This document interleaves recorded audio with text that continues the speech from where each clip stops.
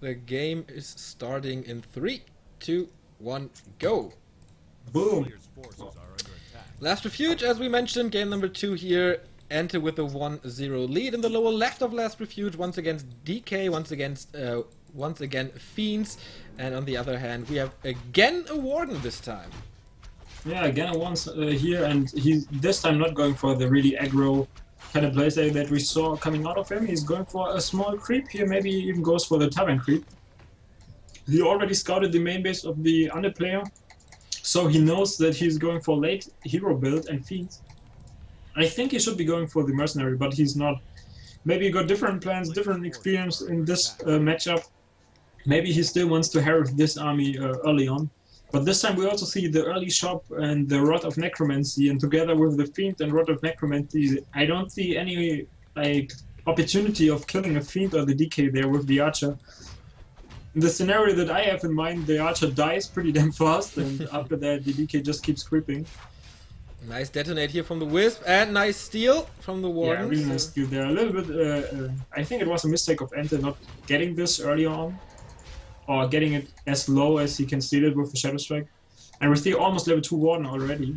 Yeah, at least he denied the one little trapper, but is he getting the second one? Oh my god, again the surround! If he's not closing it with the feet, he will escape. Oh, he got level 2. He can easily... Oh, he got no dust! What a mistake. Still keep this around and send a skeleton there, I don't know. To the laboratory, it's close by. But he thinks it's not worth all the hustle, so for that reason he just keeps the Warden in place. Yeah, of course the Warden very low now, needs to get all the way back to heal up, get some more regen, so that buys EnTe some time, which he needs, because his tech was a little late due to the late hero Fiend build order. Yeah, true that. What I would like to see is here a Ziggurat placed a little bit further than the crypt, and then you can use it as a frost tower and get the laboratory creep pretty damn easy with Fiends. Yeah, but he decides do it that the shop is more important, because maybe there will be like a big potion of healing, big potion of invo, and this is just a great pickup. And we see teleportation step and boots for the Warden, and also a creep here on the Augur Magi, the natural expansion of the Night Elf. Do you think he will expand early on? He gets a Wisp in place, so that points towards it. Maybe early tier 2, I don't know. I think the early game was kinda good, leveling up to level 2 pretty early. Yeah, also stealing some stuff here and there. Not losing his TP even though he was surrounded. Don't know why he didn't buy the dust. So usually what you pick up there is like rot and dust when you start the game.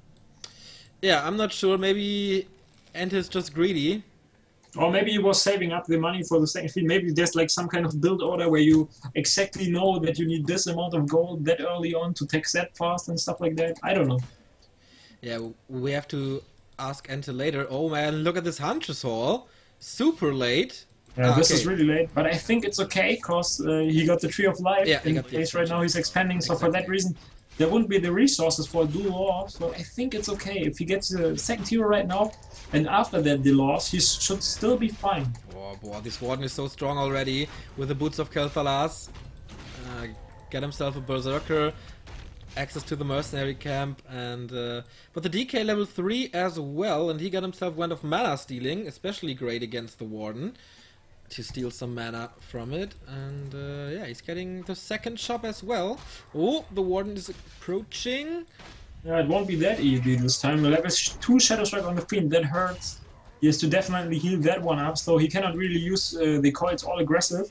But the Warden is already low, and we see the mana vent being used there to focus, to get a little bit more mana on its DK. But the Naga right now coming out here, the archers come back from the base that were just there to heal up. But we see the Warden has to TP out.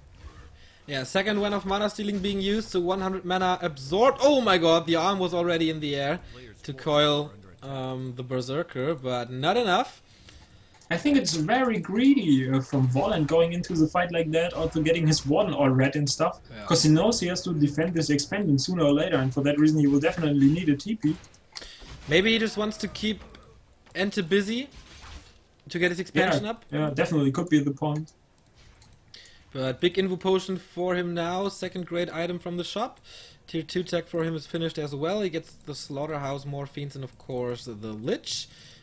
Good timing with a level 3.5 DK here.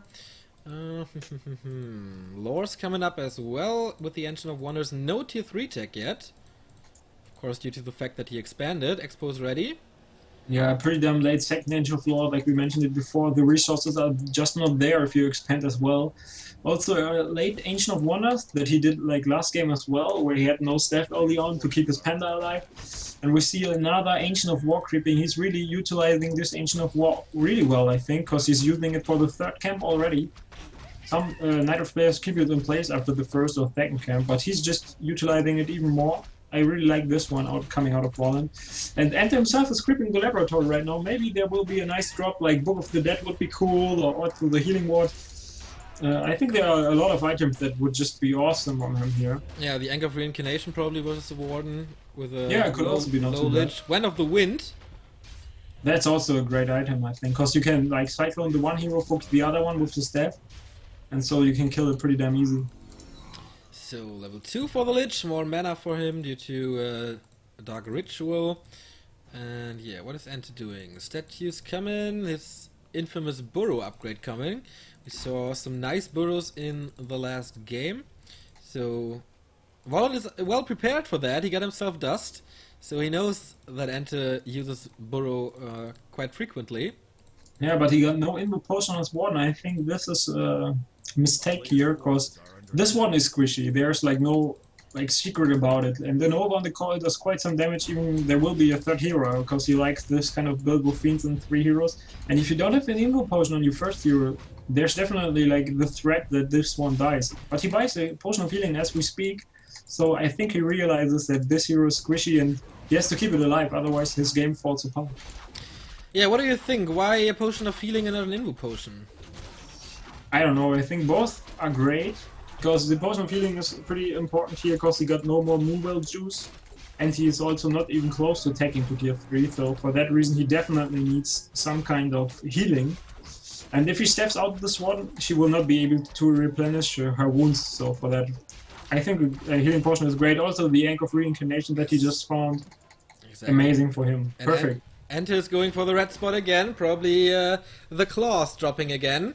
Let's see, level 3 on the Lich already, plus 7 damage. Little bad luck here with the Boots of Kel'Thalas, but it's okay. Oh, awesome battle drums, awesome as well. Yeah, pretty sick. Especially if you play Fiends, this is one of the top 3 items you can get. Also nice to see you already got the first damage upgrade, so together with the battle drums, it's even better. And we see the Ancient of War going for the next creep spot to tank there, because if you don't have bears, you cannot imagine how important that is. You cannot really creep as a knight elf when your moonwells are low, and you have nothing to tank or nothing to replenish your heroes with. So this Ancient of War becomes so important to creep, because it's soaking up all the damage as we can see it here.